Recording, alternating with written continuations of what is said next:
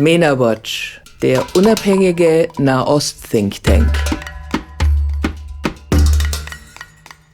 Welcome to this episode of Mena-Watch Talk. My name is Florian Markel, and it's a special honor for me to welcome Mr. Andrew Tucker as our guest today.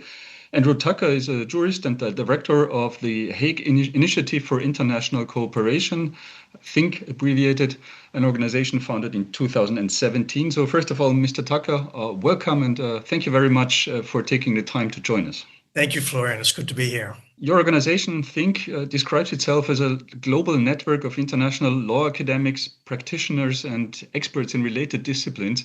Could you please briefly describe for our audience what is THINK exactly and what do you do?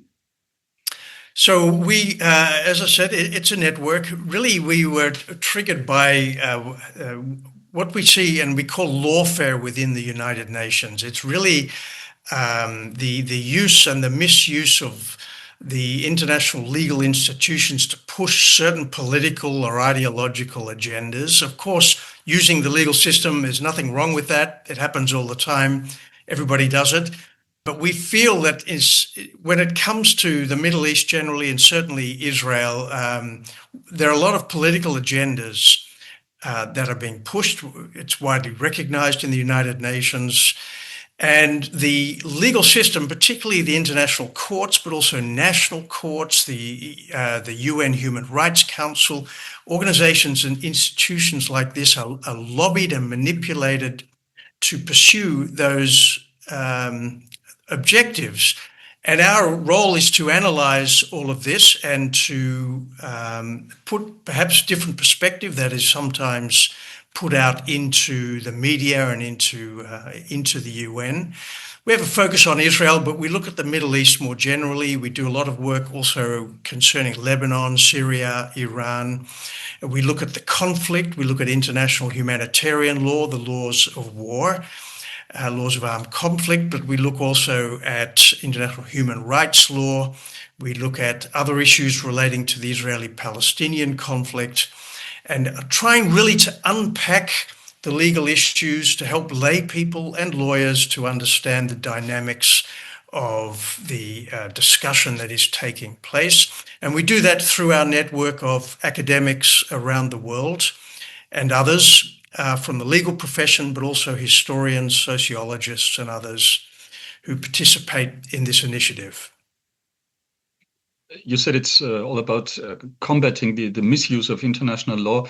How do we have to understand this? How is international law misused? What are the most common practices or methods of this misuse of international law? And who are the main actors? I mean, you already mentioned the United Nations and international courts. Who are the main actors that you're dealing with? Well, I think the starting point to understand the United Nations is a political body, and in the General Assembly, every state has an equal vote. So you have 193 member states voting daily, as it were, on issues coming up. And Israel is always at the center of the agenda. And certainly when it comes to the Human Rights Council, where Israel is at the top of the agenda. And it all happens through voting on resolutions. And when you have a majority of states pushing a particular view, and the typical ones are relating to the Israeli-Palestinian conflict when it comes to settlements, occupation, and so forth. This concept that all Israeli settlements are illegal, that the Israeli occupation has become illegal, that Israel is a genocidal state, an apartheid state, that it is a colonialist enterprise that undermines modern concepts of international law. All of these views are ventilated by means of resolutions. So we read resolutions that posit legal positions and even conclusions, and they're widely regarded as being authoritative statements of law, when they're not. They're simply political views dressed up as law, because they've never been adjudicated in an authoritative court. Now, more recently, we're seeing the mobilization or even weaponization of the International Criminal Court, the International Court of Justice, particularly since October the 7th. We've seen this. We'll get into the discussion today. A whole range of cases brought by particularly the Arab Islamic states, the Organization of Islamic Cooperation, is a driving group. That's an organization of over 50 UN member states who are members of the OIC. And then when they work together with European states or former Soviet states, they have an automatic majority in the UN, and they can push these resolutions through. And it's their political and ideological view relating to the way the Middle East should be shaped and the position, even elimination of the Jewish state, which in our view is, at least we believe that it's a credible perspective to say that this view is driving a lot of the legal rhetoric. So that's what we mean by lawfare. And we could talk about the European Union. You know, the European Union since 1980 has taken the position of the two-state solution. And they regard it politically as a legal requirement that a Palestinian state be established side by side with Israel in the territories occupied in 1967. Now, our analysis is that there's very little legal justification or requirement for that view. Two states may be a desirable political outcome, but it's not a legal requirement. So these are the kinds of issues that we feel are important to be addressing. I'd like to focus our conversation not so much on the United Nations, but on one of the institutions within the institutional ensemble of the United Nations, which is the International Court of Justice, which, after all, plays a major role in your work, as I understand, and I read on your website. Why is this the case? Why is the ICJ, as it's called, so important when it comes to Israel? So the ICJ is the highest United Nations judicial institution. It's commonly known as the World Court, established, resides here in The Hague in the Peace Palace. And it's just commonly regarded as the most authoritative legal voice in the world. So if you have questions that need to be answered, we go to the ICJ, which has two functions. It can resolve disputes or conflicts between states. It's an interstate judicial tribunal. So states can bring a case if they agree, both parties agree, they can bring it to the court and its decision will be binding on the parties to that conflict. It also has an advisory function. So any UN body, whether it be the General Assembly, whether it be a UN agency, if it has a legal question, it can put that question to the court and the court gives an advice to that UN agency. That's what it's there for. But those advices they're important, they're authoritative, but they're not binding. They're a voice of 15 judges, which are drawn from many different judicial backgrounds and countries. Those 15 judges sit on the bench of the court and they make these advisory opinions. And that advisory opinion function we've seen leveraged over the last years in different contexts to resolve often what are very political questions, whether it be climate change. There's a whole range of things which now non-government organizations mobilize states to bring these cases to the court.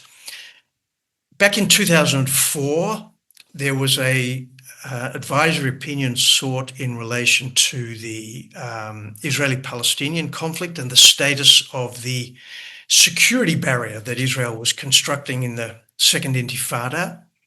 The court made an opinion that it felt that that construction was infringing international law in several ways. But since the 7th of October, we've seen several cases now brought to the ICJ to try and have the court make a pronouncement condemning Israel for infringing international law.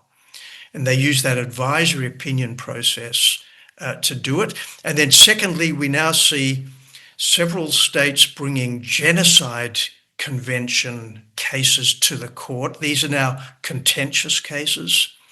We have one now, Myanmar against the Gambia, or the Gambia against Myanmar. And we have South Africa against Israel. States like South Africa and the Gambia are being used by the international organizations like the OIC to bring these cases and, as it were, unlock the court's advisory jurisdiction to get these kinds of legal opinions out into the public arena. Many of them are not binding, but of course, if the ICJ says that Israel is committing genocide, then of course, most people will believe that.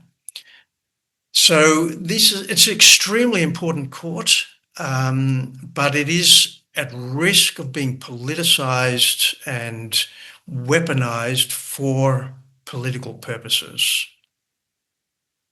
As you said, it is a highly respected court, and people always think that, okay, whatever the ICJ says is international law or represents international law.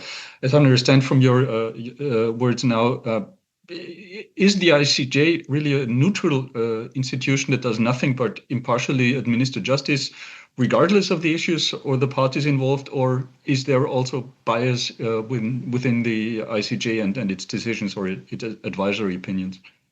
Look, it's a very good question. I think the first thing to understand is international law it's a unique creature. It's not like our national laws where you can, go into the Austrian or the Dutch civil code and just you'll know the rules that are applicable to a certain conflict or situation. International law is more complex. It's more political. It's the law of nations. And so it's less able to make very definitive rulings on specific situations. Now, it's more like a kind of set of principles and rules which guide the conduct of nations. But of course, when you're asking the court to make a specific decision on a very concrete situation, we get into the area where the court has to dig deeply into the facts to find out what is going on in the ground, whether it be Myanmar or Nigeria or Israel. And this court is not set up to do that. This is not a criminal court, for example. This is a court of very eminent judges, many of them academics. They don't have a criminal law background, and the court doesn't have the capacity to do fact-finding. So that's an important point. And secondly, all of these judges have their own political perspective. Judges do normally, but it's certainly on the international court. They bring with them their national background, their ideological background. If we take the Chinese judge, for example, I think it's not unfair to say that she would largely represent the political interests of China. Most people would see that. And we have judges from Europe, but we have them from the Middle East, from Africa. And, international lawyers, especially when they're academics, they often have a strong ideology that they bring to the court. And it's very easy for them to look at a situation, particularly a political conflict, through that ideological framework. It's inevitable, I think.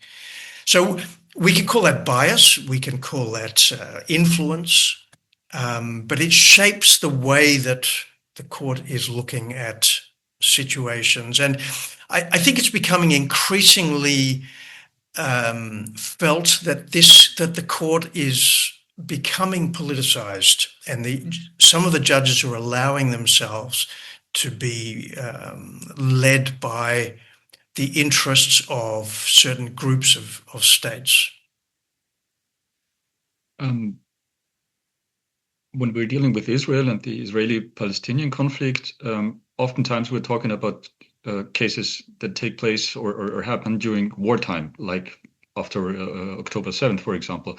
Are there any experts on international humanitarian law among these judges, or are they all respected jurists, but not specialists when it comes to military law or international humanitarian law? It's an extremely good question, Florian, because indeed many of the judges, most of them do not have a background in international humanitarian law, the laws of war, and many of them don't have a judicial background as well. So they're not used to let's say, ascertaining the rules, the specific rules of lawfare. And international law has a broad set of rules through the Geneva Conventions, for example, and applying those rules to the specifics of the situation. So what we're finding is that they're led very much by the UN reports that are coming out of the UN institutions, whether it be the General Assembly or the Human Rights Council, and they take for granted the factual findings and even the legal findings of those institutions because they don't really have the background or the capacity themselves to go deeply into those questions. And this is a very, very concerning development. Let's take a Human Rights Council, which is producing almost on a monthly basis through its permanent commission of inquiry or the special rapporteur, Albanese, producing reports condemning Israel continually for breaches of the law of apartheid, breaches of the law of genocide, breaches of international human rights law, international humanitarian law. They're constantly making these findings. And the ICJ, 15 judges, they're dealing with a lot of cases. They don't have the time. So they will take those UN reports as being extremely persuasive, if not almost binding on them. And also because the ICJ is a UN court, it's kind of embedded in that UN system and therefore trusts whatever is coming out of the UN. And this, in our view, is highly problematic. Let us get to one issue that's been up there with the ICJ in recent years. In 2021, at the request of the UN General Assembly, the ICJ issued an advisory opinion on the subject of Israel and the so-called occupied territories, which many of Israel's so-called critics nowadays like to cite often. Let's set aside the biased framing of the UN General Assembly's questions for a moment and focus on the content of this advisory opinion. What were the key points of this advisory opinion?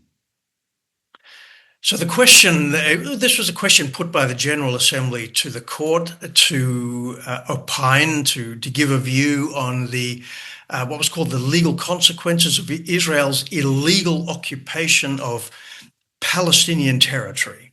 Right, so it was already putting to the court the idea that this is Palestinian territory that Israel is illegally occupying, and asking the court to tell the world what the legal consequences are.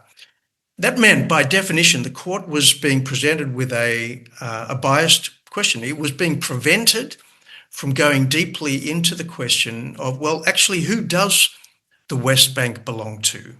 Who does the Gaza Strip belong to? And it assumed that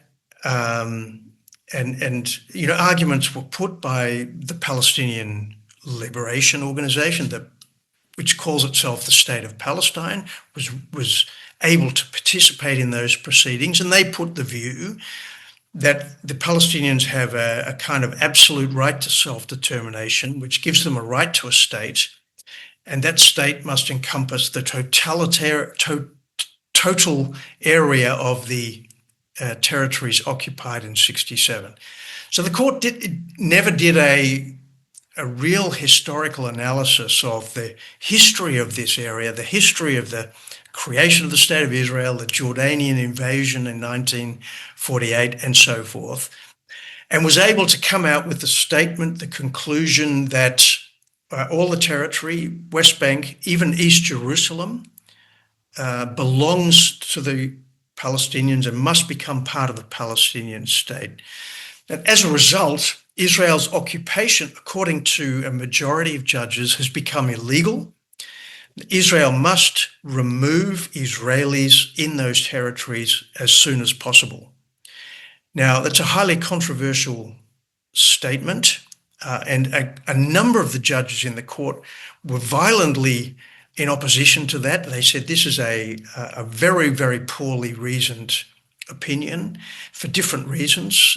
So 6 of the 15 judges distanced themselves from that opinion. Nevertheless, it's been taken in the international community as a kind of authoritative view that now not only is Israel required to negotiate with the Palestinians, as it seeks to do under the Oslo Accords, but now its occupation has become illegal. It must withdraw unilaterally from the territories. And this is, of course, something Israel refuses to do and believes that it has the right to remain in the territories until a final resolution is negotiated with the Palestinians. That's really the essence of that advisory opinion. Came out in July 2024. And that's really the basis that now we see a number of European states wanting to impose sanctions, boycotts on products from occupied territories, for example, pressuring Israel to remove its civilians and military from the territory. When Israel came in control of the West Bank and the Gaza Strip and the Golan Heights and what was often called East Jerusalem in 1967, no one was calling, I mean, people were calling, the UN was calling it an occupation, but they were not considering illegal that Israel occupied these territories. After all, they were acquired in a preventive war that was provoked very much by the Arab states. So even the Security Council in 1967 didn't say that the occupation, as they call it, is illegal in any way. So what were the reasons for the ICJ to suddenly declare the occupation illegal when it was never before done so by the authoritative institutions of the UN? Well, the main reason that the court sort of adopted, and this was the legal argument put by the Palestinians and the Arab states. I mean, I was in court during the oral hearings of the case, and the whole set of proceedings was dominated by both the Palestinians and a large number of Arab Islamic states who pushed the view, essentially, the Palestinians have a right to self-determination. This goes right back to 1920 and the mandate for Palestine, they argue, was illegal because it overrode the basic fundamental human rights of the Palestinians, being let's say, the indigenous people of the land, to statehood in their territory. And the court basically sort of assumed this historical narrative is correct. But it's the first time in history that the court, in fact, that anybody has really said that an occupation itself has become illegal. And the reason, as I say, is because it's regarded as a fundamental infringement of the right to self-determination and this right to statehood that the Palestinians apparently seem to have a right to. There's a lot to be said about that as well. You know, lots of people groups in the world who would love to have a state. Think of the Kurdish people, for example, but nobody said they have an automatic right to a state. So it's a revision of history, really, and using this rhetoric of human rights to justify this kind of outcome. Let us now come to the second major issue related to the ICJ, of course, and that's South Africa and South Africa's case against Israel regarding alleged violations of the Genocide Convention. Can you give us an overview of where we currently stand in these proceedings? Yes, certainly. So the case was started in December 2023, less than 3 months after October the 7th. South Africa, I think it was 29th of December 2023, initiated proceedings at the International Court of Justice, arguing that Israel is committing genocide in Gaza and asking the court to make a ruling, a preliminary ruling, preventing Israel from pursuing the war in the Gaza Strip. Now, it's not the first genocide case before the court. We've seen a number of genocide cases before the ICJ, particularly the ones coming out of the Balkan Wars. We had a series of cases in the first 2 decades of this century. These are cases brought under the Genocide Convention. The Genocide Convention is a separate treaty. Most states, but not all, but most states are party to that convention. And under the convention, they agree that if there's any dispute between them about the interpretation of the Convention or its application, they can bring that case to the court, and the court will have the authority to make a decision. So they're using that that mechanism. Now, what's unusual about this case, but there's another one going on before that. That's the case of the Gambia against Myanmar. This was instituted much earlier, well before October the 7th, and it concerns the conflict in the north of Myanmar and their dealing with the Rohingyas, a very different situation. But that was a case brought by the Gambia, which is not involved in that conflict between Myanmar and the Rohingyas, and neither is South Africa involved in the Gaza Strip. So it's the first time that the convention is being used by states that are not directly have a direct interest in a particular conflict, but they're saying we have a right under the Genocide Convention because every state has an interest in whether or not the convention is being complied with. That's fair enough. That's what the court has said. So that's how South Africa gets into the court. It's a very low threshold that they have to pass to be able to say, well, we have standing to bring this case before the court. The case went through a series of hearings in the first few months of 2024. The courts made a number of preliminary decisions. It has never said, the court has never said that Israel is committing genocide in the Gaza Strip. It did say in February 2024 that there is a plausibility that the South Africans have a right to bring the case, that the Palestinians are a people protected by the convention. That's all the court has said. And now the case is in the what it's called in the merits phase. South Africa has submitted a very substantial set of documents to prove their case. Israel has submitted its reply. This will go through another case. It will take another 3 years before this case is going to get anywhere near a judgment. It's going to be a long time. But in the meantime, a whole range of states have intervened in the court to put their view, and most of them trying to put arguments why Israel should be essentially convicted of committing genocide.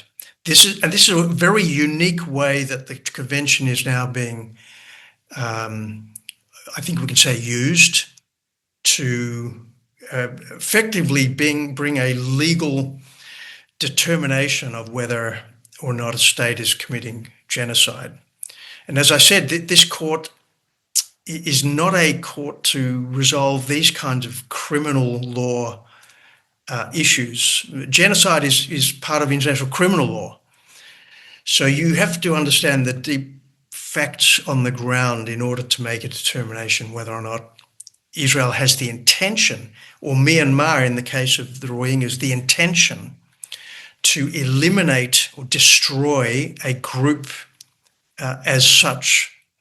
That's the essence of the genocide definition, the intention to destroy in whole or in part a group. So mass killings, as bad as they may be, are not proof of genocide. You have to prove the intention.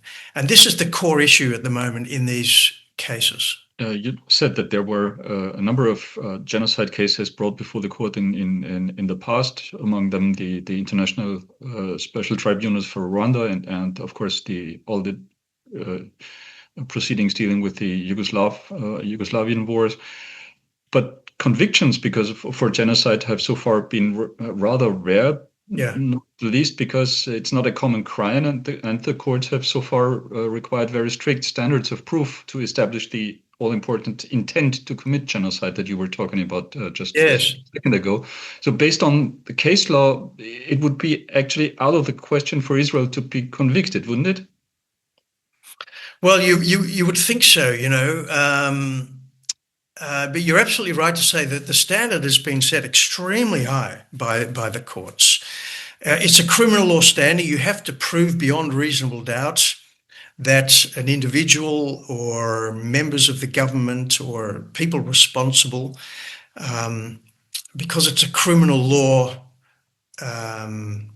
issue, it's about what individuals do. So the court has said, well, the standard of proof is very high, and as a result, it's been very difficult to prove. Now, what's happening now is that a number of states are saying, well, you know what? We need to broaden the scope of this convention. There's a lot of horrific things going on around the world. We don't have a tribunal capable of resolving them. We need to bring more cases within the concept of genocide than we have in the past. And in order to do that, we need to lower the standard of proof, and we need to broaden the range of evidence that can be brought to prove the intention. It's still about intention, but because now it's about, and this is the unique thing about the Myanmar and Israel cases, it's no longer just about particular individuals. It's about whether the state has complied with its obligations to prevent and punish genocide. And normally, as you said, in the Rwanda tribunal or other tribunals have gone deeply into the facts to work out whether or not this criminal standard of proof has been met. Now they're avoiding these external tribunals, going straight to a court that is not a criminal law court, doesn't have rules of evidence like independent criminal law tribunals. It can't do cross-examination. It can't go and do fact-finding on the ground. It's dependent on what UN commissions tell it are the facts on the ground. And this is opening up a very different kind of scenario whereby a number of states, and this is where it gets very interesting, we have the Netherlands, Germany, Denmark, United Kingdom, and Canada, who are arguing in the Myanmar case, and by extension, this will also apply in the Israel case. They say, well, look, we may not be able to prove that the relevant people had a subjective intention to destroy the Rohingyas or the Palestinians, but we can infer it by the fact, for example, that a lot of children are being killed or a lot of people are being displaced. And they're urging the court to say, well, look at these inferential circumstances and draw a conclusion from them that the intention must have been to commit genocide. So you can see how it sort of broadens this whole way of looking at a conflict. And when the court doesn't know the facts on the ground, except what's presented to it by UN agencies, it doesn't have the capacity to look at all the counterfactual circumstances, right? So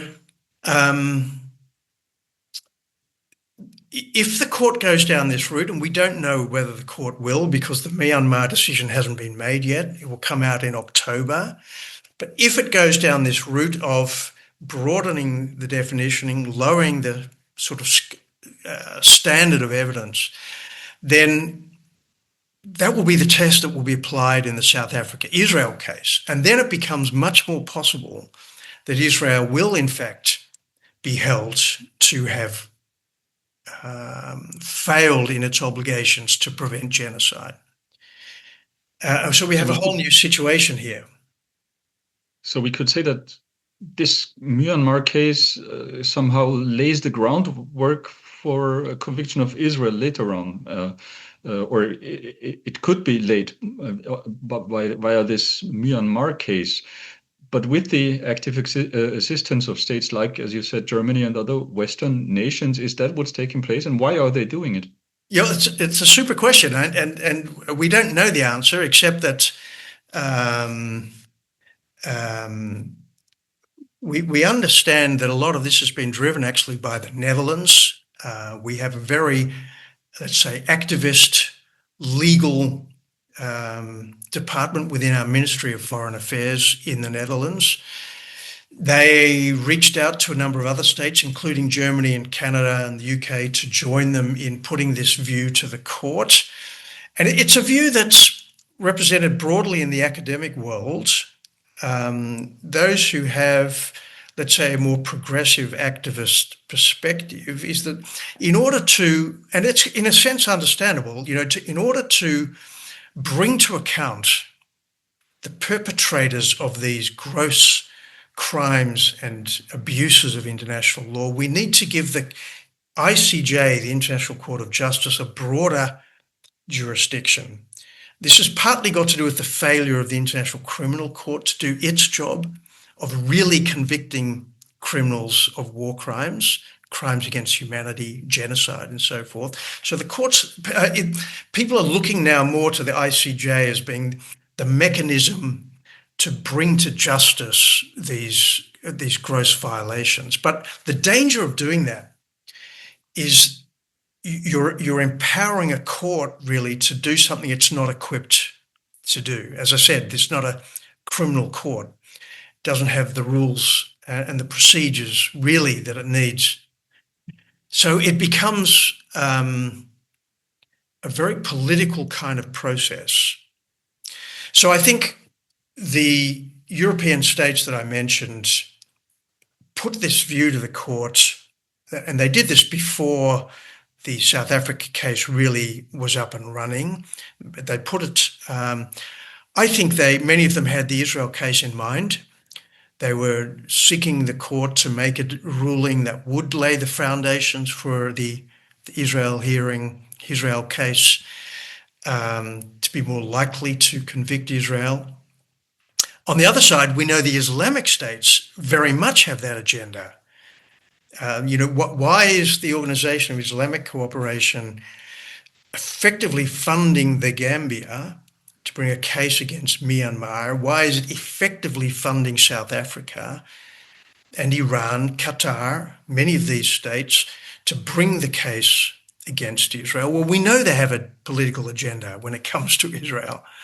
So it's very transparent. So I think it's a fair and reasonable inference to say many of these states are really using the Myanmar proceedings. I think when it comes to Canada, for example, or Germany, I don't think they realized necessarily the implications of this approach. They call it the holistic approach to genocide.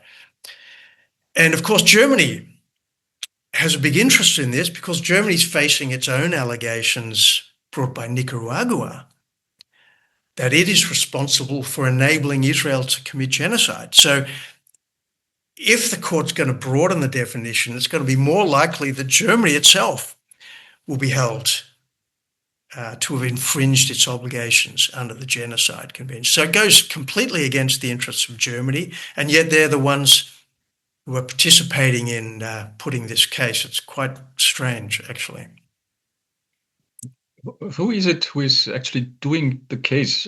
For example, let's stay with Germany. Who are the ones who work on the Myanmar case, for example? Somewhere within the foreign ministry, or who is responsible for that? I mean, as far as I'm concerned, Germany has never, the official German position is, so far at least, has been they don't come to the conclusion that Israel is committing genocide in Gaza. No. And that's correct. If they're working or laying the groundwork in order to get a conviction of Israel because of genocide, so is the one hand not knowing what the other hand is doing, or who is doing the work actually? So officially, the decision is normally made by the Minister of Foreign Affairs whether or not to participate in certain legal proceedings.